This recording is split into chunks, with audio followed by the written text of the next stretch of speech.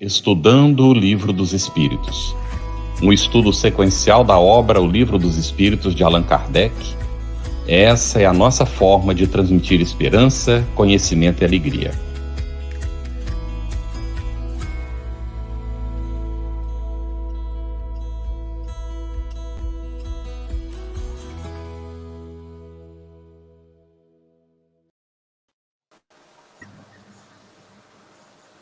Nossa saudação fraterna, você que está nos acompanhando no Estudando o Livro dos Espíritos. Nós queremos agradecer também aos nossos parceiros que estão fazendo a transmissão simultânea aqui do nosso estudo, que além da FEB TV, a Web Rádio Fraternidade, a Web Rádio Amigo Espiritual, Espiritismo Net, Web Rádio Portal da Luz, Ediluz, Federação Espírita do Distrito Federal, Mansão do Caminho, Seridó Espírita, TV Secal. Nosso agradecimento pela parceria e a nosso desejo de muita luz para todos nesse estudo que a gente vai realizando do nosso querido Espiritismo. Nós também queremos cumprimentar a Cris, que está aqui conosco dividindo, não é, a responsabilidade do trabalho, a Eugênia, que trabalha no Centro Espírita João Evangelista, coordenadora da área de mediunidade da Federação Espírita do Ceará, e é membro também da ONG Grupo Espírita Casa da Sopa. E o nosso amigo Romero de Matos Esmeraldo, médico, cirurgião de transplante de órgãos, residente em Fortaleza, no Ceará também, participa do Centro Espírita Casa do Caminho, Grupo Espírita Meimei em Fortaleza e Centro Espírita Sem Fronteiras. Nossas boas-vindas a todos. É isso, Carlos, uma alegria imensa estarmos todos aqui reunidos novamente. E hoje vamos deitar o nosso olhar sobre o item 6 da introdução, que é, assim, uma maravilha e que demonstra o grande poder de síntese do nosso codificador. Então eu gostaria, já iniciando, pedir ao Romero que nos traga a sua impressão, em breves palavras, do que o codificador trata nesse item 6. Romero. Pois não, boa noite, Cris, boa noite, Carlos, Eugênia, a todos os nossos ouvintes. É um prazer estar aqui com vocês novamente. O Kardec relata todos os principais pontos relacionados com os espíritos nesse item, esclarecendo o sentido de mundo material, de mundo espiritual, e que faz parte do primeiro capítulo da segunda parte, Mundo Espírita, o mundo dos espíritos. Ele discorre sobre esse mundo espiritual e a relação que mantém com o corporal, a constituição tríplice do ser humano, como corpo, alma e espírito, e o laço que liga um ao outro. A classificação que também ele faz dos diversos espíritos, conforme o grau de desenvolvimento moral e intelectual, com a progressão que vai desde os mais inferiores até os mais superiores e puros, e a possibilidade que todos têm de progredir nessa escala espírita, em busca da perfeição. Ele também pontua a questão do retorno do espírito ao mundo espiritual após a separação do corpo. Ele menciona as relações que os espíritos mantêm com os homens e a atração mútua que exercem uns sobre os outros. Ele discorre ainda sobre as comunicações, o intercâmbio entre os dois mundos e como distinguir entre os espíritos que se comunicam, aquele que é bom, daquele que é mau ou que é inferior. Finalmente, tem um ensinamento consolador de que não há faltas, por mais graves que sejam, que a expiação não possa apagar através das diferentes existências.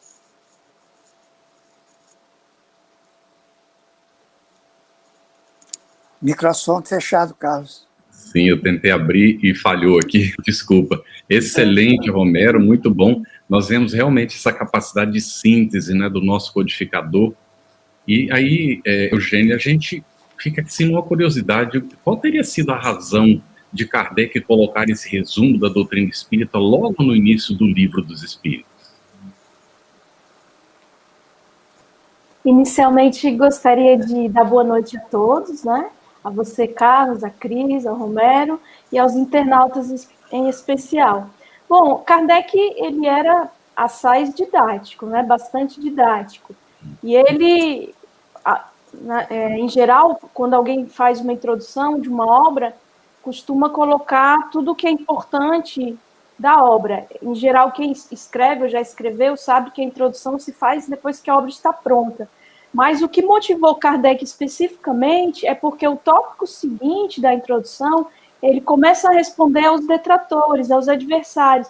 Então, era necessário, importava fazer uma síntese do que é a doutrina, a fim de começar a responder ponto a ponto as objeções daqueles que eram refratários à ideia espírita, ao pensamento espírita. Essa é a razão. Muito bom, Eugênia. Olha, a gente está começando a ter participação aqui no nosso chat, né? Lembrando que todas as colocações, todas as perguntas são muito bem-vindas. Então, por favor, interajam conosco, que queremos aqui ter ali não só uma interlocução com os nossos convidados, como também com todos vocês que nos assistem. Eu estou lendo aqui um comentário da Paula Mello, que vai me dar gancho para perguntar ao Romero também, mas a Paula nos fala o seguinte: o grande desafio posto à humanidade é aprender que somos também essência. Essa foi uma impressão da Paula. E a sua, Romero, quando você lê esse item 6 da introdução pela primeira vez, qual foi a sua impressão? Eu não diria a primeira vez, porque a primeira vez talvez eu não tivesse ainda a capacidade para aprender todo o sentido, toda a essência do Livro dos Espíritos, principalmente o que está escrito aqui nisso. Mas depois, meditando mais, a gente vê, como a Eugênia mencionou, primeiramente, que eu percebi a capacidade de síntese da apresentação dos pontos essenciais de Allan Kardec, a maneira lógica e objetiva de como ele discorre sobre esses pontos. E o que é interessante, os tópicos são encadeados, cada um parecendo a sequência do anterior.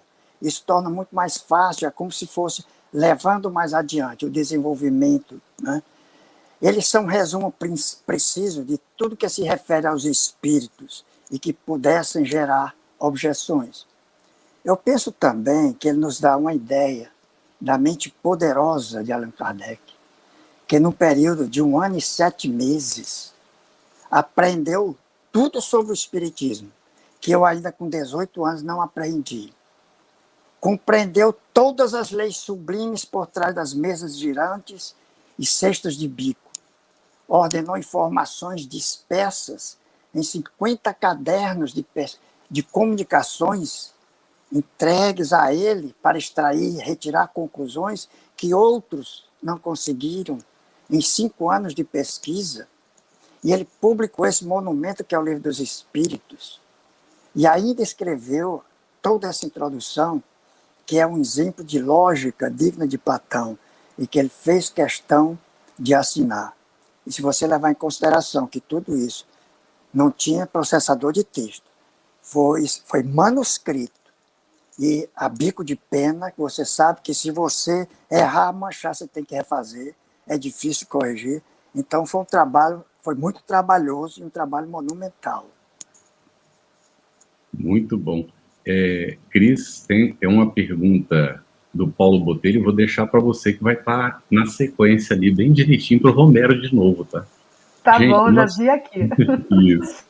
Nós vamos nos limitar, não é, aqui nesse tópico, bastante ao que Kardec apresenta como resumo da doutrina espírita, não é? Porque todos esses assuntos serão aprofundados depois no próprio livro, não é? Então, eu vou aqui, olha só, como é que começa Kardec esse item 6 da introdução, Eugênia? Conforme notamos assim, os próprios seres que se comunicam se designam a si mesmos pelo nome de espíritos ou gênios, declarando alguns, pelo menos, terem pertencido a homens que viveram na Terra. eles compõem o mundo espiritual, como nós constituímos o mundo corporal durante a vida terrena. Você poderia comentar para nós, por gentileza, um pouquinho sobre isso? Pois não. Na realidade, Kardec vai esmiuçar o que está nesse pequeno parágrafo mais adiante. Mas, como já foi falado nos programas anteriores, o número 1, número 2, quando Kardec tem contato com o fenômeno, já é informado a ele que as mesas, aspas, haviam dito que eram os espíritos, os homens daqueles que viveram na Terra, que promoviam o fenômeno, que respondiam às questões, né? E aí, enquanto eles estão na chamada erraticidade, que é um termo que também será elucidado adiante, é um estado entre dois reencarnes, né? Quando eles estão lá, eles são os espíritos. E quando estão encarnados, quando estão no mundo corpóreo, são almas, né? Como nós aqui que estamos estagiando na matéria, digamos assim. Estamos momentaneamente no mundo material, objetivo, que conseguimos aprender ou perceber com o sensório. Muito bom. Meus amigos, nós sabemos que o princípio de tudo é Deus, né? Ele é o grande ponto de partida, né? Então, essa pergunta, viu, Romero, colocada pelo Paulo Botelho, vai fazer referência a Deus. Eu já na sequência leio ela para você, mas o que eu gostaria que você também focasse na sua resposta, nessa sua análise do item 6, Romero, é nesse resumo, como Kardec apresenta Deus, tá? Então nós vamos falar de Deus agora, e o Paulo Botelho comenta o seguinte: nunca entendi dizer-se em busca da perfeição, uma expressão que as pessoas usam, né? Em busca da perfeição. Perfeição, Romero, seria Deus? Muito bem. Excelente ponto. Eu acho que eu falei em busca da perfeição, mas a perfeição que nós buscamos é a perfeição relativa, não é a perfeição divina, porque perfeição mesmo só Deus. Então a gente entende como sendo a perfeição passível ou possível de nós adquirirmos com a nossa evolução, que não termina nunca. Então você é perfeito não quer dizer que todos são iguais. Uns são mais, é como se diz, uns são mais perfeitos do que outros. Parecia um contrassenso, mas é uma relatividade. Até onde você consegue atingir essa perfeição. Porque pelo sentido de perfeição, a gente pensa que não pode ir mais além. Mas a gente considera no Espiritismo a relatividade do nosso desenvolvimento, até onde podemos alcançar. E Kardec coloca Deus realmente como sendo o Criador de todas as coisas, o Criador do universo e de tudo o que engloba o universo. E diz que ele é eterno. Se ele é eterno, ele não foi criado e não tem fim. Ele é imutável, ele é imaterial, ele é soberanamente justo e bom, é onipotente, onisciente. Todos esses são os atributos com que nós podemos, momentaneamente, por este momento, compreender o que seja Deus. Porque mais do que isso, falta-nos o sentido, falta-nos desenvolver o sentido. Quando nós estivermos muito mais evoluídos, poderemos compreender melhor o que significa Deus. Mas, por hora, isso nos é suficiente. E se a gente quiser algum exemplo mais palpável, nós temos Jesus. Temos a figura de Jesus, que foi a expressão de Deus aqui na Terra entre nós, porque era um com Ele. Eugênia, você é parente do Jorge Elahá Canto? Não, é uma pessoa que quero muito bem, já até morou aqui no Ceará, trabalhou conosco aqui na FEC, mas não somos parentes. Okay. Não que eu saiba e ele também saiba, não sabemos desse parentesco. Bem, então, Eugênia, como é isso, né, que Kardec coloca aí nessa introdução sobre mundo invisível, mundo visível? Como é que a gente pode entender essa coisa? Bom, eu gostaria de aludir, antes de elucidar o que Kardec traz, uma frase do Victor Hugo, o insigne literato francês, que experimentava com as mesas girantes também, antes de Kardec ter contato com as mesas. Em 1853, lá na ilha de Jersey, no seu exílio político, ele recebeu a visita da Delphine de Girardin, uma poetisa que assinava com o pseudônimo de Delphine Gay, e essa poetisa, jovem, 16 a 17 anos, foi que deu conta a Victor Hugo e seus familiares do fenômeno das mesas. Victor Hugo tinha um filho, Charles Hugo, que era médium, de múltiplas possibilidades. Inclusive, quem se interessar, busque aí na web o artigo do jornalista Alcino Leite Neto, na Folha de São Paulo, dezembro de 2012, 28 de dezembro de 2012, ele fez uma matéria intitulada Entrée des Médiums, né, que era a exposição lá em Paris, em La Maison de Victor Hugo. Essa exposição, que vigorou em Paris até março de 2013, salvo engano, ela traz o fruto daquelas comunicações que tinham ata, inclusive. Então, o Victor Hugo, ele dizia que nós não choramos os ausentes, nós choramos os invisíveis. Quando parte o ente querido, ele dizia, não choramos os ausentes, choramos os invisíveis. Por quê? Porque os nossos entes queridos que partem, eles não estão ausentes, eles não foram aniquilados pela morte, eles estão invisíveis. Então, o invisível, segundo Kardec vai explicar aqui na introdução, é o mundo não perceptível pelo sensório físico, pelos sentidos usuais, né? Visão, audição, usuais, olfato, tato, paladar, os 5 sentidos, o sensório, enfim. Mais perceptível por aqueles que têm a habilidade extra, né? Os médiuns, de perceber com uma visão específica que a mediunidade dá, a audiência, enfim. Então, o invisível é o mundo espiritual, o mundo pré-existente e sobrevivente a tudo. O visível é o mundo corpóreo, palpável, perceptível pelo sensório, e que pode nem nunca ter existido, porque a existência desse mundo da matéria não afeta o mundo dos espíritos, ou o mundo invisível, que é o mundo original, primordial de todos nós, de onde viemos e para onde retornaremos após o decesso carnal. Cris, só um segundinho, Cris.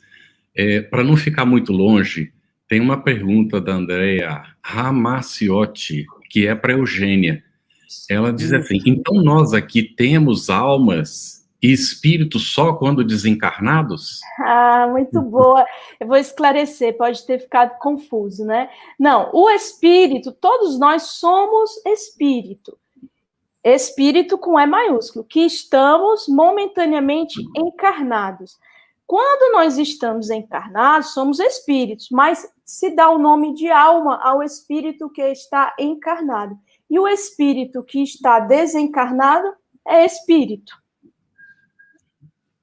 Isso mesmo. Olha, essa resposta da Eugênia nos cria ponte para a continuidade aqui do nosso estudo, mas é só para pontuar, né? Porque a Beth Reis faz essa pergunta e pede, né, para retomarmos as explicações sobre a diferença de espírito e de alma. Então, a Eugênia já intuiu e automaticamente já respondeu, né? Agora, já que estamos falando dessa realidade material e da realidade extrafísica e material, né, nós vamos ler aqui um trechinho que a gente considera relevante. Entre as diferentes espécies de seres corpóreos, Deus escolheu a espécie humana para a encarnação dos espíritos que chegaram a um certo grau de desenvolvimento, dando-lhe superioridade moral e intelectual sobre as outras. Eu gostaria, então, que o Romero comentasse esse parágrafo, né? Porque Deus escolheu a espécie humana para a encarnação dos espíritos. Romero?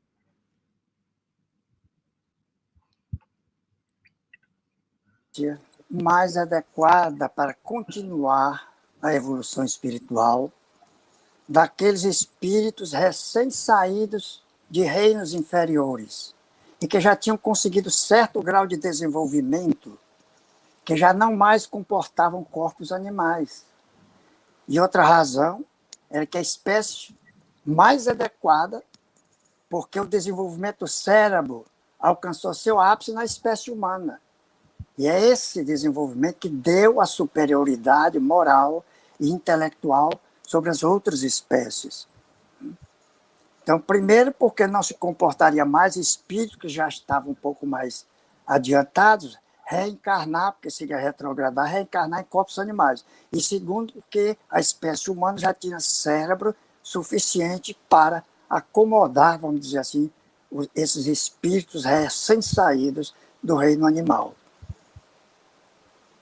Muito bem. Aqui tem um comentário de Jane que diz assim: vendo-nos e cotovelando-nos sem cessar. O Kardec, ainda no Livro dos Espíritos, vai dizer um momento que nós estamos, não é, influenciados constantemente pelos espíritos, muito mais do que a gente imagina, né? Vamos chegar lá ainda. O Ricardo continua com a dúvida aqui, Romero, que eu vou perguntar para você de novo, né? O que há no homem conforme registra Kardec? Mas aí ele faz que a gente pode integrar dentro, não é? Ele fica na dúvida. Ele diz que a alma, neste item, é comentado que, ao meu ver, foi definido o que é alma, deixando o corpo, a alma, volve ao mundo dos espíritos. Então não está ficando claro para ele ainda que não é o que é alma, o que é o espírito nessa situação. E aí já, Romero, né? O que há no homem, afinal de contas, né, conforme registra Kardec, quem sabe vai ficar mais claro esse ponto para ele.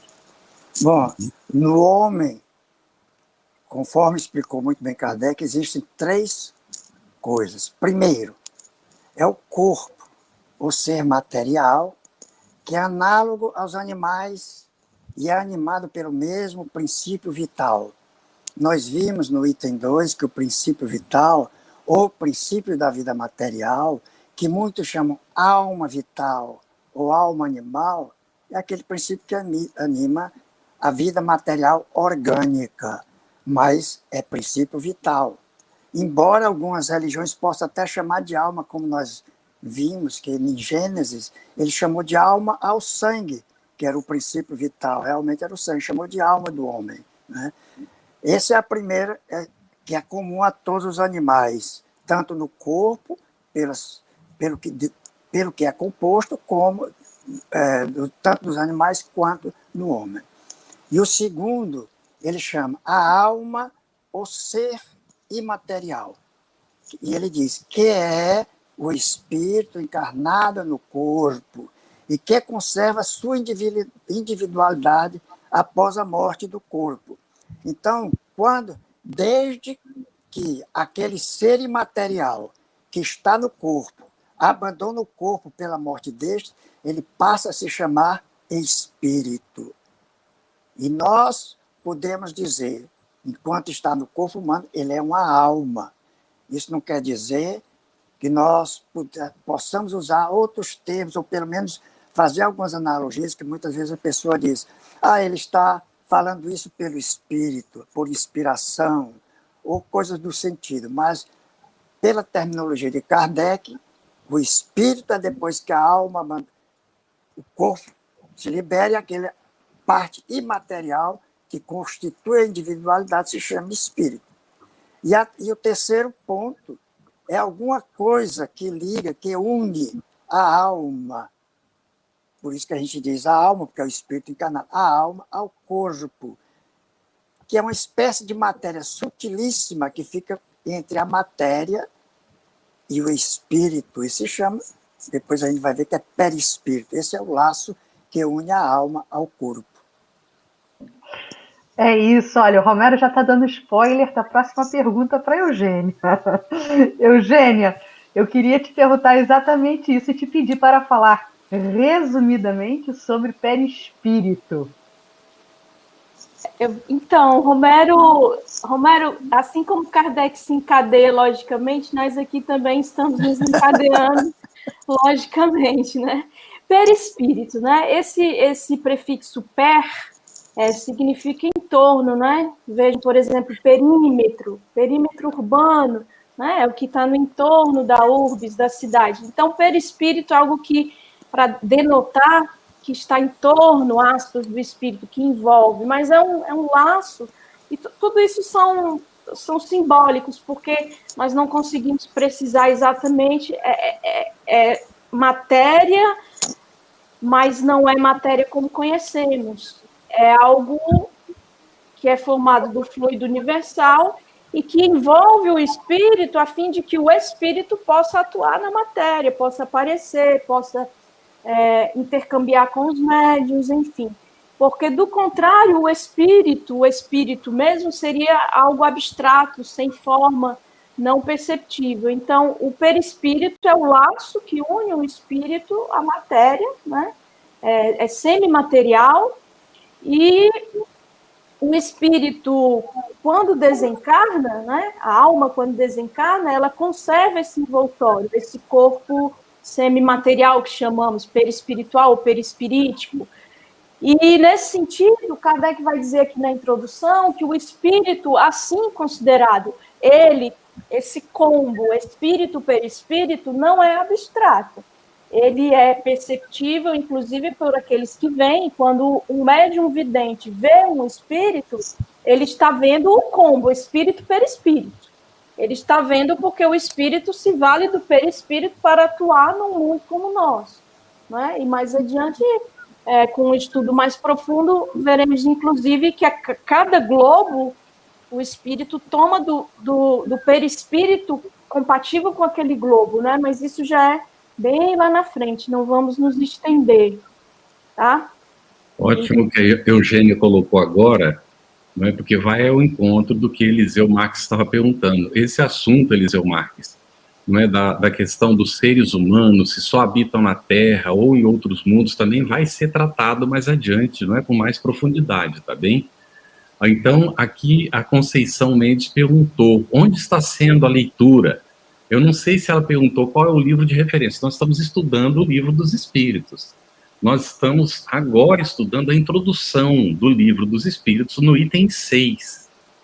No estudo seguinte, nós vamos estudar 7 a 9.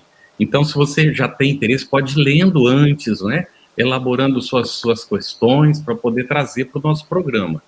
E vai fazendo as suas perguntas. Nós pedimos que, por favor, atenham as perguntas ao assunto que está sendo abordado, porque senão nós teremos que deixar a pergunta para ser respondida, não é, em outro momento, que vai aparecer, então, lá no site, né, da FEB TV, ou no grupo do Telegram, onde as pessoas entram ali e acompanham as perguntas, e, inclusive fazendo e recebendo as respostas, tá bem? Nós ficaremos sempre mais centrados nas perguntas que estão relacionadas com o assunto do dia, porque senão fica infinito, a gente não termina, não é, o estudo que está previsto. Por isso é que a gente precisa fazer assim, tá bem, gente? Agora nós perguntamos ao Romero, como é isso de os espíritos constituírem diferentes classes, Romero? Que Kardec fala aí que os espíritos formam diferentes classes, não é? Realmente ele falou isso, porque o que é que acontece? Existem espíritos com uma diferença quase infinita quanto ao poder, quanto à inteligência, quanto ao saber e ao desenvolvimento moral, né? E eles foram classificados por Kardec de uma forma didática para melhor entendimento, em diversas ordens. Então, com suas classes que vão corresponder ao grau de aperfeiçoamento moral e intelectual de cada um. Assim é que aqueles da primeira ordem são os anjos ou espíritos puros, que se caracterizam por sua pureza e sentimentos, pela sua pureza de sentimentos e de amor ao bem. Os que pertencem às outras classes vão se distanciando cada vez mais dessa perfeição, até os de maior impureza, aqueles que só se inclinam para o mal, que sentem prazer no mal. Os das categorias inferiores, em sua maioria, estão contaminados com as nossas paixões, como o ódio, a inveja, o ciúme, o orgulho. Aí já dá para ter uma ideia onde é que nós vamos nos classificar nessa escala espírita. E entre esses dois extremos encontram-se os que não são nem muito bons nem muito maus. Então, é uma variedade muito grande. Mas o que é realmente consolador é que os espíritos, eles não permanecem fixos nessa escala. Todos se melhoram, passando pelos diferentes graus da hierarquia espírita, e cuja melhora se efetua por meio da encarnação, que é imposta para uns como uma expiação, né? A expiação de nossos erros, né? E para outros mais elevados é como uma missão. Por isso que nós temos que reencarnar repetidamente até atingirmos a perfeição moral relativa que podemos chegar. Muito bom, Romero. Olha, eu vou fazer a próxima pergunta para a Eugênia e o Gil vai complementar a pergunta. O Gil se manifesta aqui às 8h27, viu, Kleber? Que está nos acompanhando aí nos bastidores, inserindo as perguntas. Então, Eugênia, é o seguinte: para onde vai o espírito quando morre o corpo? E a continuidade da pergunta é do Gil, que pergunta o seguinte: o perispírito acompanha o espírito quando este desencarna? É isso. O perispírito, porque o espírito, para um mundo grosseiro como o nosso, ele não é nada sem o perispírito. O perispírito é, digamos, aquilo que permite a expressividade do espírito, né? E estudando a fundo a obra completa do Kardec, inclusive há trechos em A Gênese que fica claro que esse acompanhar se segue até em estados próximos ao nosso finalismo evolutivo, que é a perfeição relativa, né? Então, há um entendimento de que nós nunca vamos nos desfazer do perispírito, apenas ele vai se tornar cada vez mais sutil em consonância com a pureza do espírito, tá? Mas respondendo especificamente a você, o espírito, ele não se desfaz do perispírito. Não se desfaz. É através do perispírito que o espírito atua, seja no mundo espiritual, seja no mundo físico, porque ele precisa desse envoltório semimaterial para se expressar, tá bom? E qual é a outra pergunta? Respondi tudo, não. Volta ao mundo dos espíritos, quando desencarna, tá? A alma, e permanece ali por um tempo mais ou menos longo. Isso vai depender das necessidades do espírito. Aqueles espíritos, nós, né, que precisamos reencarnar, nós somos ditos espíritos errantes. E daí o termo erraticidade, que é o estado entre dois reencarnes, para quem necessita reencarnar. Quem não necessita reencarnar não está na erraticidade. Isso é importante destacar. Adorei essa ressalva, porque eu ia, no seguidinho, pedir permissão ao Campete para te perguntar isso. Porque a gente escuta muito essa expressão erraticidade. E o que você está sublinhando, Eugênia, é sensacional, é exatamente isso. Obrigada aí pelo conhecimento. Muito bem. Nós temos aqui uma pergunta que ela sai um pouquinho fora, mas a gente pode atender rapidamente, não é? Porque foi tratado antes, a gente vai voltar nisso no futuro. Mas vamos lá, Romero. Os seres inferiores não têm alma? Se ele já atingiu a escala humana, eles têm alma, sim, eles estão encarnados, né? Os seres inferiores, o que é que seria? Humanos, ainda naquela classificação de seres inferiores, ou nós estamos dizendo abaixo da escala humana, os animais? Eles têm alma também, eles têm um espírito. Só que nós geralmente consideramos a individualidade do espírito quando eles atingem a escala nominal. Mas eles têm alma, eles também têm quando eles começam, como a gente chama, o princípio inteligente, que ele vem se desenvolvendo, ele vem se tornando mais. Quando ele... Um animal, quando desencarna, quando morre, essa alma que ele tinha, que é um espírito, volta ao mundo espiritual, mas que passa pouco tempo. Normalmente reencarna em seguida, mas eles têm alma também. Nós não podemos dizer de seres na escala mais inferior, como formiga, gafanhoto, etc. Isso aí talvez fica mais difícil, né? E a gente depois, no futuro, Mais adiante poderia até tecer considerações sobre quando é que esse espírito se individualiza. É interessante, não é, Romero? Tem um livro, Ernesto Bozano, Os Animais Têm Alma? É justamente a pergunta que ele faz, vai desenvolver toda a tese, não é, a respeito. E nós temos, normalmente, né, didaticamente colocando, que os seres inferiores da criação têm princípio espiritual, que nós também somos. Mas nós somos princípios espirituais desenvolvidos na condição agora de espíritos. Não é? Eles, então, ainda são princípios espirituais em desenvolvimento. Mas isso tudo são ainda, não é, questões que a gente precisa estudar muito, aprofundar, não é, Cris? Vamos lá, então, para a Eugênia aí. Hoje nós estamos nesse voo rasante, né, junto com Kardec, nesse resumão, nessa síntese, né? Olha, a Andréia Ramacciotti, ela pede para Eugênia repetir novamente sobre erraticidade. Viu, Eugênia? Explica de novo para a gente esse detalhe da erraticidade. Esse termo, ele está também descrito ali no léxico que Kardec adita ao Livro dos Médiuns, né? Depois do Livro dos Espíritos, Kardec lançou o que é o Espiritismo, em 1858, depois ele lançou livros que deram origem ao Livro dos Médiuns. E lá no último capítulo do Livro dos Médiuns você vai achar um léxico que é um vocabulário espírita. Ali tem a definição de erraticidade. A erraticidade é o quê? É o estado entre duas reencarnações, para aqueles que necessitam reencarnar. Então, um espírito que não necessite de reencarne, ele não está na erraticidade. Ele pode reencarnar? Pode, ele opta por reencarnar. Mas erraticidade diz respeito e espírito errante, né? O radical é o mesmo, errante, erraticidade.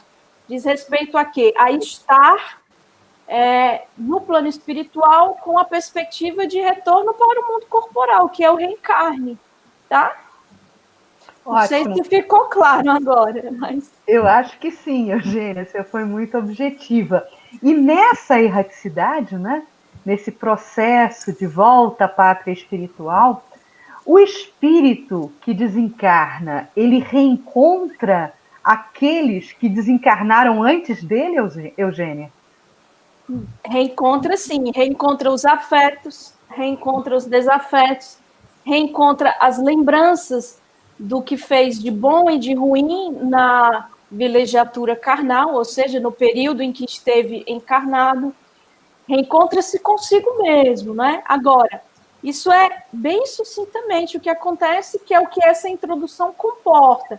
Conforme nossos estudos de espiritismo, via a obra de Kardec e via outras obras, vai se aprimorando, se aprofundando, nós vamos compreendendo que perceber os entes amados, às vezes, demora um pouco, não é? Aqui eu lembro do próprio André Luiz, que narra que ele não percebia a sua mãe, não percebia nem mesmo aqueles que o auxiliavam, né? Clarencio. E aí fica, para mim, muito claro ali naquele início do nosso lar que ele não percebia porque ele estava muito fechado na própria dor, na própria vivência. Então, essa percepção varia, né? Isso é da história pessoal do espírito. Às vezes, nós estamos muito aferrados à matéria, até o nosso desencarne vai ser perturbador e difícil, né? Não vai se dar concomitantemente com a morte do corpo físico, porque uma coisa é perecer os órgãos, morte, conforme os espíritos definem na questão 68. Outra coisa é o desencarne, que é o espírito se desvincular da matéria carnal, que vai ser decomposta pelos vermes. Então, tudo isso depende muito do estágio evolutivo, do espírito, e aí essas percepções, esses reencontros, naturalmente, também dependem, né? Desses fatores. Muito bem. Romero, por gentileza, fale um pouquinho para nós sobre a origem das qualidades da alma e a influência que a matéria exerce sobre o espírito, como Kardec coloca aí nesse resumo. Pois não, bem sucintamente, é fácil de se ver que as qualidades da alma são as qualidades daquele espírito que está encarnado em nós. Se nós somos uma boa pessoa, somos uma pessoa de bem, o espírito é um bom espírito. Se é uma pessoa perversa, é porque aquele espírito ainda é impuro. Esse, em termos gerais, é a diferença. Quando o espírito está encarnado, que ele é alma, ele sofre a influência da matéria. Por quê? Porque nossas paixões, o egoísmo, o orgulho, a sensualidade, embora sejam manchas do espírito ainda imperfeito, que nós somos, atrai-nos para os gozos materiais. E se nos deixamos dominar por essas más paixões, pela satisfação dos apetites mais grosseiros, nós nos aproximamos dos espíritos impuros, onde predomina a natureza animal. E mais apegados nós nos tornamos aos prazeres da matéria. E isso é a influência que a matéria exerce também, é uma forma de influência que exerce sobre o espírito. Pois todo aquele que conseguir vencer essas influências, se elevando, melhorando, se depurando a alma, ele se aproxima dos bons espíritos. Isso vale a pena observar, que é para a gente ter isso como exemplo e como estímulo.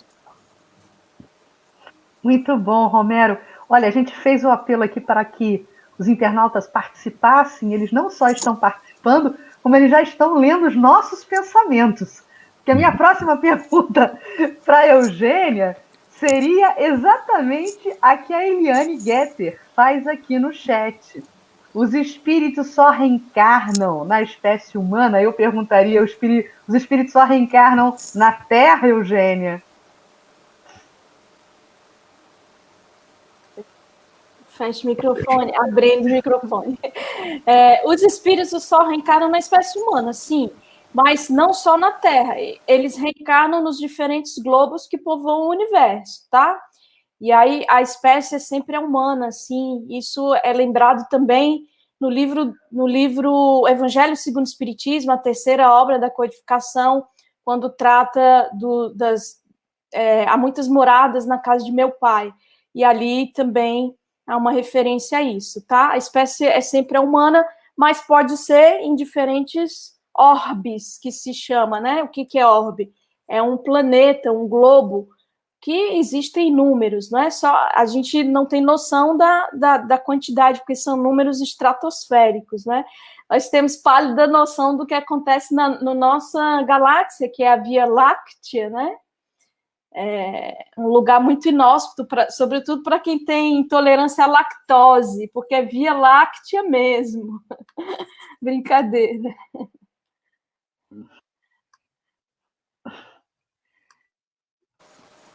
Seu microfone, Carlos. Liga aí. Isso. Sou eu que estou falando agora com o microfone fechado, desculpa. É para a Eugênia. Eugênia, queria saber, quer dizer então que os espíritos não estão limitados a uma região só do espaço? Não estão, eles vão onde querem, né? Porque o espírito, ele se transporta com a velocidade do pensamento, né? O pensamento não encontra barreiras, via fluido universal, o pensamento se expressa no universo todo. Agora, é claro que, conforme nós vamos estudando, nós constatamos, porque os espíritos desvelam, que os inferiores, eles não têm tanta consciência de nada. Então, às vezes, nem não percebem onde estão, não têm a mesma lucidez que um espírito mais adiantado. Então, suas possibilidades são mais acanhadas, porque ele não é tão adiantado. Então, ele não se assenhora, vamos dizer assim, daquilo que é capaz um espírito enquanto espírito.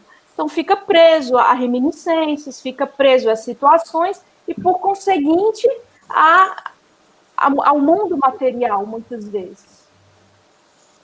Muito bom. Olha, está chegando aqui no chat, nós que somos amantes dos animais, eu me solidarizo com o Wilson aqui, que colocou às 8h38 uma pergunta que eu vou distribuir para o Romero, viu, Romero? Vou te redistribuir essa pergunta para você e em seguida eu faço a que está prevista.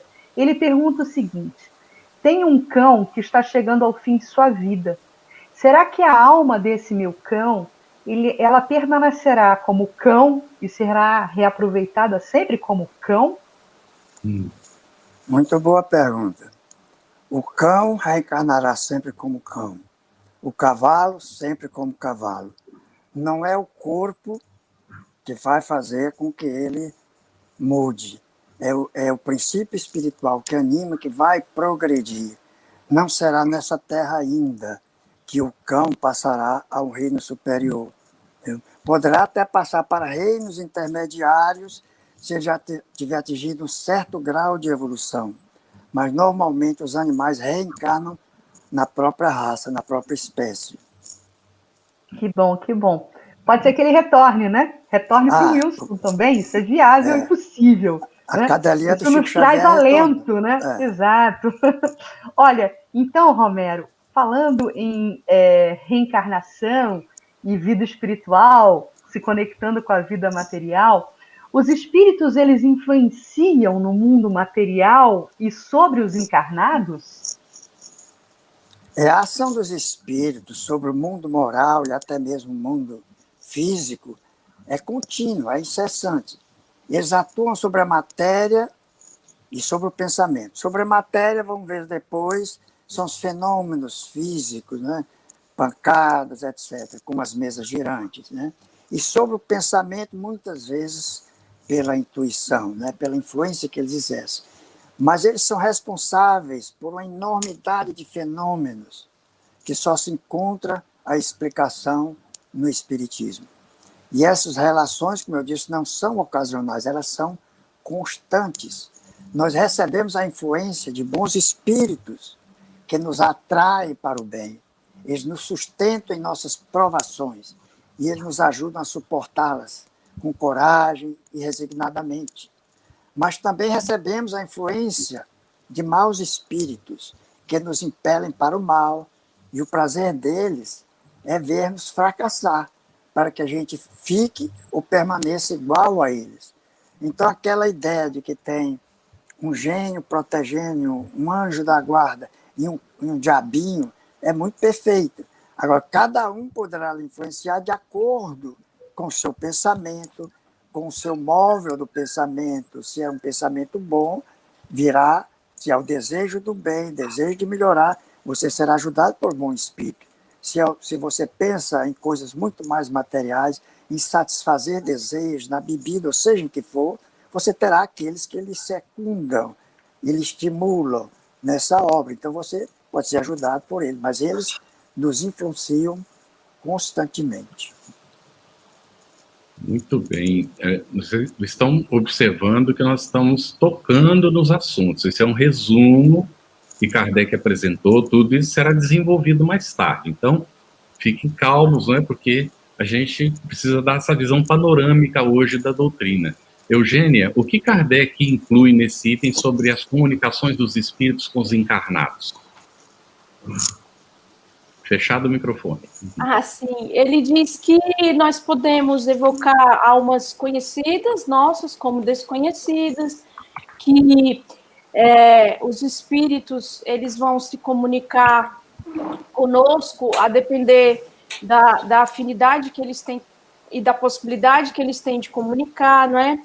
Que a nossa percepção, não é, dos espíritos nem sempre ela é uma percepção viva, não é? Nós podemos ter, como diz, fazendo alusão ao Vitor Hugo, eles não estão ausentes, eles estão apenas invisíveis. Nem sempre a nossa percepção ela é ostensiva. Para que se dê a percepção ostensiva, é necessário ser médio, nem todos somos. Mas que através dos médios eles podem comunicar, se for permitido, se eles estiverem em condições, eles se comunicam. Se não, não.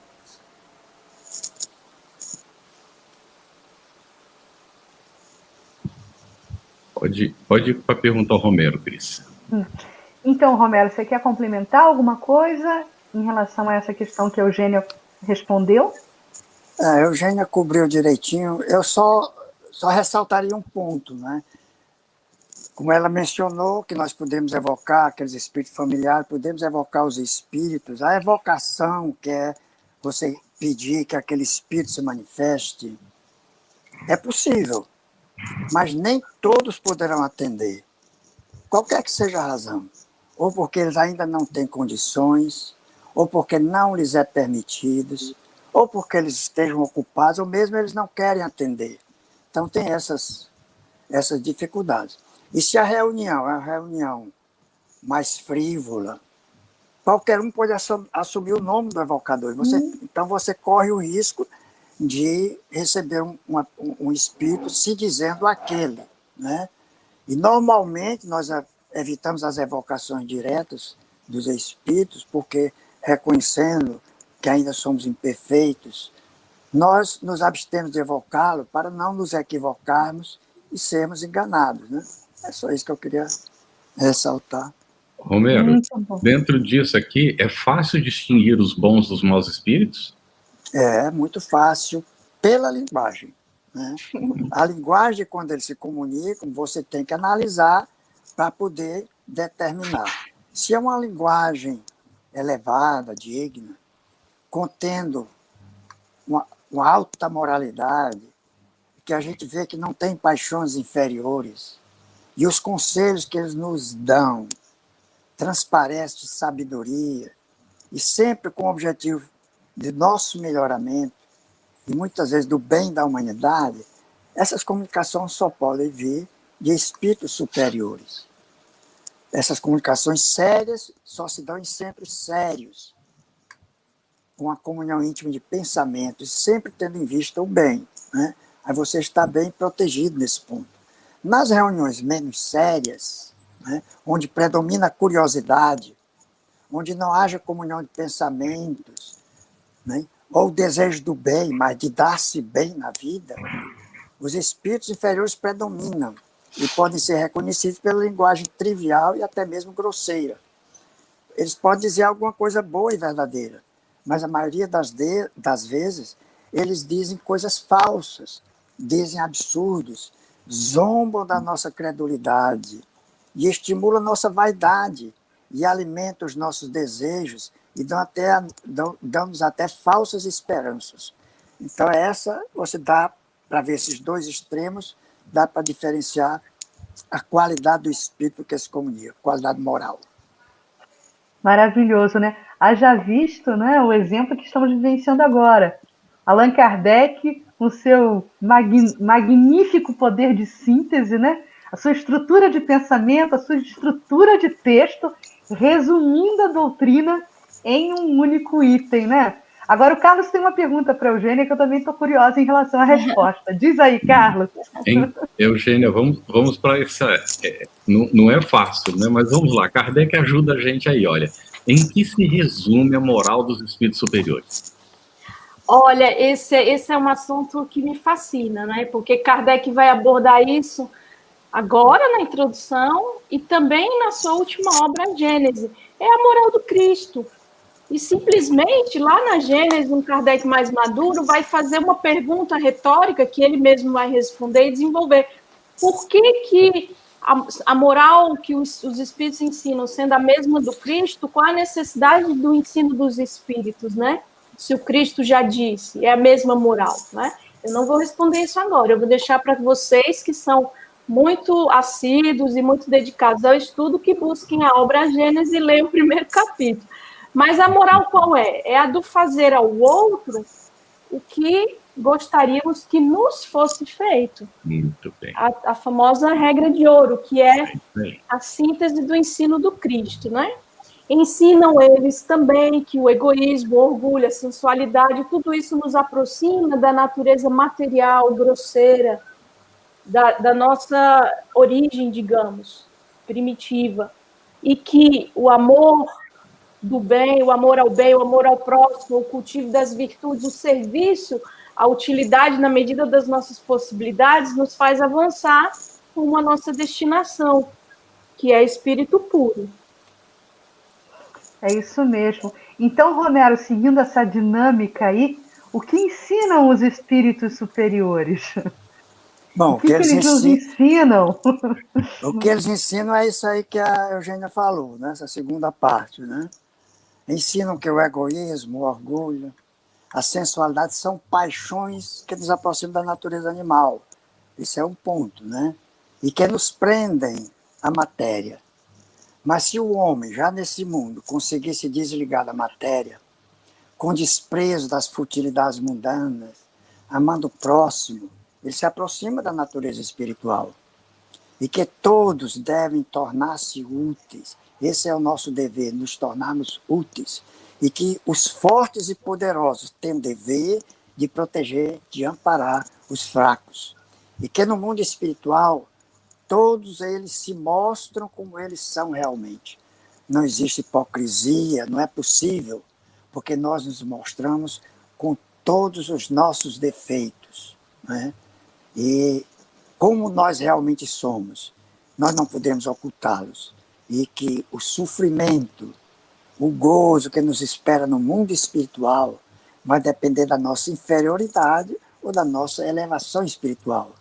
Mas que também que a gente pode esperar que aqueles a que nós prejudicamos, eles vão estar conosco, que é uma espécie de punição.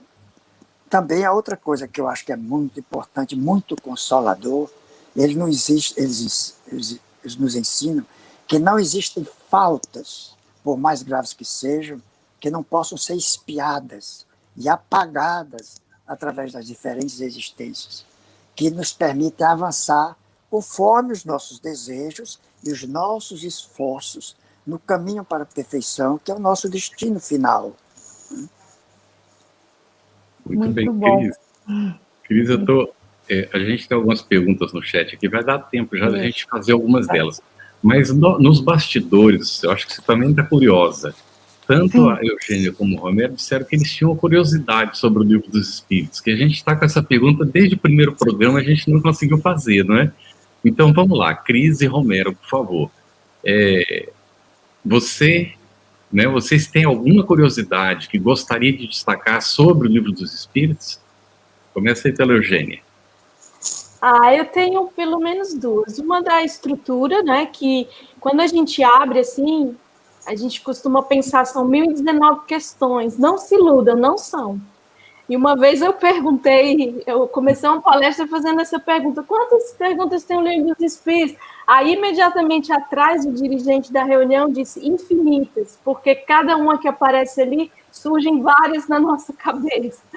Mas o que eu quero destacar não é isso, é que tem capítulo que o capítulo inteiro é só um item, que não é uma pergunta, é uma dissertação. Isso. 222. Tem 257, tem o 59, tem de 100 a 113. Não são perguntas, né? E aí, o que são? Outro dever de casa. Eu, como professora, já passei 2, tá? Essa é a primeira curiosidade. A segunda é que foi descoberto recentemente que Melo Moraes, um homeopata do século XIX, havia traduzido o Livro dos Espíritos já em 1862 para o português. Essa obra não foi publicada, mas há os manuscritos da tradução dele, inclusive, salvo engano, aí lá na FEB, na Biblioteca de Obras Raras, tem isso aí. Então, a mim me surpreendeu, porque eu achava que era a tradução primeira de 1875 do Joaquim Carlos Travassos, né? Então, 13 anos antes já alguém havia traduzido e, no meu entender, é bem ligeiro, porque é uma obra que saiu em 1857, já 5 anos depois alguém no Brasil traduzir. Então, é uma curiosidade que eu acho importante para quem gosta dos registros históricos, né? Muito bem, Romero. Pode ser sobre uma pergunta do Livro dos Espíritos, ou perguntas? Sim, qualquer curiosidade, né, que tenha te chamado a atenção. Então, eu vou fazer a pergunta para todos, principalmente aqueles que nos ouvem. Eu peço que eles respondam mentalmente, não precisa escrever no chat. Respondam mentalmente e não se sintam ridículos em responderem uma pergunta que aparentemente é boba. Então, a pergunta é a seguinte: quem surgiu primeiro, o ovo ou a galinha? Então, vocês pensem. Existem 2 correntes que procuram responder. A primeira é o criacionismo, que Deus criou tudo. Só que o criacionismo, como é apresentado, a criação divina, é apresentado como ela foi feita, talvez há 4.000 a 8.000 anos atrás, e que todos foram criados da mesma maneira e permanecem imutáveis. Esse é o criacionismo. Mas, segundo o criacionismo, a galinha veio primeiro, porque existiu um casal de macho e fêmea, criado por Deus, no início dos tempos, que se uniram para formar 2 ou mais ovos, dos quais nasceram outros ovos, outros novos casais de macho e fêmea, e assim sucessivamente. Portanto, aqui a galinha veio primeiro. Os biólogos, a evolução, os evolucionistas defendem isso, tem universidades e tudo. Então, só para complementar, essa pergunta, que é aparentemente boba, sabe quem foi que fez? Foi Pitágoras que fez. Né? É uma pergunta feita por Pitágoras, há 2.600 anos atrás. Né? Então, nós estamos em boa companhia para responder essa pergunta. Né? Então, segundo a teoria da evolução, a resposta é que o ovo veio primeiro, porque, embora seja necessário que ele fosse fecundado pelo macho, aí eu já vejo uma falácia, uma coisa, um defeito. Veio primeiro, mas precisa ser fecundado pelo macho. Então, não tá muito certo, mas vamos em frente. Deve-se considerar que o ancestral da galinha, que ainda não é uma galinha propriamente dita, mas descendente do dinossauro, foi se modificando através de sucessivas mutações e reproduções até resultar na moderna galinha. Tem um autor, que é o Desaparecimento do Universo, de Gary Renner, ele diz que os dois foram criados simultaneamente junto com todo o resto do universo. Aí aqui ele é radical demais. Então a galinha foi criada há 16 bilhões e 500 milhões de anos atrás, junto com o universo, que é o que aproximadamente o Big Bang, né? Então, isso a gente não considera. Mas essa pergunta, Yogananda, Paramahansa Yogananda, também faz uma pergunta semelhante. E ele pergunta, o que veio primeiro, a árvore ou a semente? E ele responde, a árvore surgiu primeiro porque, como a ideia da obra precede a própria obra. Então, antes da obra surgir, já veio a ideia. Isso. A árvore foi, dessa maneira, uma criação especial. Deus, quando deu início ao processo, deu às árvores sementes que poderiam produzir outras árvores iguais a elas. Tudo, a princípio, é uma ideia, uma criação especial. Então, confirmando esse princípio, Emmanuel diz, em O Consolador, no item 85, que todas as formas de vida na Terra foram primeiramente concebidas na mente divina do Cristo. Agora vamos para o Livro dos Espíritos. Kardec perguntou na questão 44. De onde vieram para a Terra os seres vivos? E eles respondem, a Terra lhes continha os germes, esperando o momento favorável para se desenvolverem. Os seres de cada uma destas se reuniram e se multiplicaram, porque absorver os elementos necessários à sua formação para os transmitir segundo as leis da reprodução. Então, vocês vejam aí que começou tudo de uma ideia. Quando ele diz, os seres de cada espécie reuniram, os ovos não são seres. Você conceberia 2 ovos se reunindo para gerar uma galinha? Não, né? Então, quem é o ser? O ovo ou a galinha? Não são os 2 ovos que se reúnem para formar a galinha.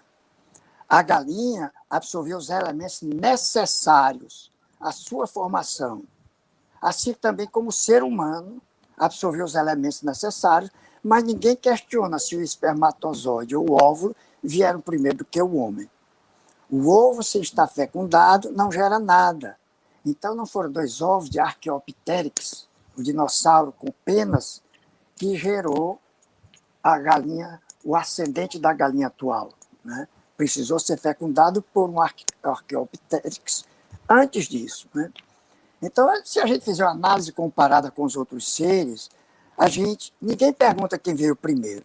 Por exemplo, ninguém vai perguntar se veio o ovo ou se foi a serpente que veio primeiro, porque a serpente também tem ovos. Só que a serpente ela é ovovivípara. As serpentes filhas precisam do ovo para se maturarem, mas eles são maturados dentro do organismo da serpente. E quando eles saem, já são serpentezinhas pequenininhas, com venenozinho, um pouquinho de veneno. Então, você vê, Você não pode, só porque os ovíparos, todos eles, o ovo veio primeiro, pela própria comparação, a gente vê que a galinha realmente surgiu primeiro, como ser. Ou o que quer que seja que tenha originado a galinha. Né? Então, nós vemos aqui que nós estamos tratando da evolução das espécies. E é preciso que eu chame a atenção, porque isso aqui foi colocado no Livro dos Espíritos. Isso é a lei da evolução mais perfeita. Isso é a lei do progresso, que é a lei da evolução, que é a evolução de Charles Darwin, que hoje em dia é uma ciência, a biologia evolucionista é uma ciência, mas no Livro dos Espíritos, na espiritualidade, não é só uma ciência, é uma lei. É inevitável a evolução, tanto dos seres, como dos espíritos, e como do próprio planeta. E se fosse colocado isso, como o Livro dos Espíritos foi colocado 2 anos antes, se fosse publicado depois, iriam dizer, o Espiritismo incorporou, misturou os dois. Ele fez uma mistura de criacionismo com evolucionismo para se safar. E você vê como é perfeita a contribuição e a inspiração dos espíritos da codificação. Cris, vamos pensar umas poucas perguntas. Parece que a Cris travou lá. Vamos seguir aqui, então. Vamos buscar algumas perguntinhas relacionadas bem rapidamente com o assunto que foi tratado hoje. Eugênia, pode-se dizer que não existe espírito sem perispírito? Olha, o espírito sem perispírito, nós vamos ver, sim, lá pela questão 88, que Kardec vai abordar exatamente o primeiro capítulo da segunda parte, é dos espíritos. Contudo, o espírito, sem o perispírito, ele não atua na matéria, ele não é o que se vê, quem vê espírito não está vendo o espírito, está vendo o perispírito, essa junção, esse que eu chamei de combo, né? Claro que Kardec não usa esse termo, combo. Porque o espírito, segundo a questão 88, ele é algo que responderam a Kardec. Ele seria comparativamente, metaforicamente, uma chama, uma centelha. Ele não tem para nós forma, né? Então, como é que ele aparece, atua, se comunica mediunicamente, etc. É através do seu perispírito. Então, é o perispírito que vai ter uma forma de uma mulher, de um homem, de uma criança, de um velho, a forma que o pensamento do espírito imprime. Então, ele não vai atuar se ele não estiver fazendo uso do perispírito, né? Porque o espírito por si só é algo abstrato, aí sim é abstrato. Mas esse combo, que eu chamo de combo espírito-perispírito, não. Aí é algo semelhante aqui à Eugênia encarnada. Quando a Eugênia vai dormir, a alma emancipa-se, e aí eu posso, inclusive, ir lá puxar o pé da Cris, lá no Rio de Janeiro, né? O meu espírito-perispírito, que vai estar nessa forma. Talvez com essa roupa, com outra, uma que eu vou preferir usar, sei lá, mas vou lá e puxo o pé dela. É espírito-perispírito. Não sei se ficou claro. Viu? Vocês viram aí a versão Eugênia, espírito zombeteiro, hein? Me importunando no meu sono, viu? Mas a gente gosta da companhia dos amigos, né, Eugênia? Olha, meus amigos, nós estamos já no finalzinho, né, do nosso encontro de hoje. Eu não sei se o Carlos identificou aí mais alguma questão que ele queira trazer para a roda. Tem várias muito interessantes, mas não estão muito relacionadas, não é? Tem uma aqui que diz, e poderia ser a última para o Romero, não é? Eu entendi a pergunta como sendo mais ou menos assim: o perispírito, ele é uma forma sutil de matéria? A pergunta não está exatamente escrita assim, mas o que eu entendi da pergunta é isso. Exatamente, é uma forma sutil de matéria. Não é que seja a forma sutil de matéria, a matéria que constitui o perispírito é muito sutil, porque o perispírito, ele assume a forma, geralmente quando se apresenta no mundo espiritual, ele assume a forma da última encarnação. Quando ele estiver mais evoluído, pelo seu próprio pensamento, às vezes inconscientemente, ele pode assumir existências passadas e assumir aquele corpo que tinha existência passada, mas normalmente ele se apresenta com o corpo que ele tinha antes. É dessa maneira que ele é reconhecido pelas pessoas também, pelos seus familiares, né, com aquele corpo. Mas a matéria, como eu disse, fica entre a matéria grosseira e o espírito, mas é muito sutil. Para o mundo dos espíritos, ela tem o seu peso. Para nós, não conseguimos nem ver, nem pegar, nem pesar. Muito bem. Cris, já para encaminhando ao fechamento, teve uma pessoa que perguntou como é que ela entra no Telegram. Então, prometemos que na semana que vem a gente responde, né, para você de que forma você vai encontrar o Telegram específico desse estudo aqui, está bem? Outros que tenham curiosidade que não estão ainda lá, é no Telegram onde nós vamos encontrar as respostas a essas perguntas que não foram aqui respondidas, não é? E às vezes até tem relação com o assunto, mas não deu tempo, e aquelas que não têm uma relação direta com o assunto. E também você encontra no site da FEB TV as respostas, tá bem? Visite o site da FEB TV, e tem muitas informações ali, não é? E a gente, então, na semana que vem, explica para todo mundo que não está ainda no Telegram como é que pode entrar no Telegram. Podemos fechar, né, Cris? Sim, Carlos. E lembrando, né, que o nosso programa ele fica gravado, ele pode ser acessado também para ser revisto, né, ou visto de forma gravada, e que esses encontros semanais também ficam disponíveis gratuitamente em várias plataformas da FEB e do Spotify também. E se você deseja encontrar todo o conteúdo desse nosso estudo, né, para anotar aí, ser bem precisa, o site da FEB é www.febtv.com.br/estudo-LE. E lá você vai encontrar todo esse manancial incrível dessas contribuições maravilhosas dos nossos entrevistados de hoje, colaboradores, Romero Esmeraldo, a nossa querida Eugênia Canto, né? E quando não está puxando meu pé de noite, está respondendo perguntas. É uma alegria muito grande estar com o Carlos aqui, querido companheiro, na apresentação desse estudo. E a gente se despede com uma boa notícia, que semana que vem tem mais. Então, até a próxima segunda-feira, às 8 horas da noite. Um beijo no coração de cada um de vocês. Leia os itens 7 a 9 da introdução para a semana que vem, ok? Isso aí, um beijo, gente. Um beijo. Tchau, um beijo. Estudando o Livro dos Espíritos. Um estudo sequencial da obra O Livro dos Espíritos de Allan Kardec. Essa é a nossa forma de transmitir esperança, conhecimento e alegria.